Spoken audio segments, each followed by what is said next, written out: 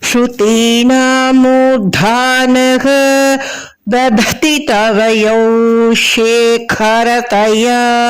ममाप्येतौ मातः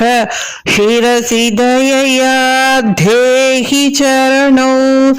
ययोः पाद्यं पाथः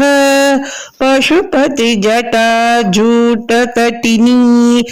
ययोर्लाक्षा लक्ष्मीः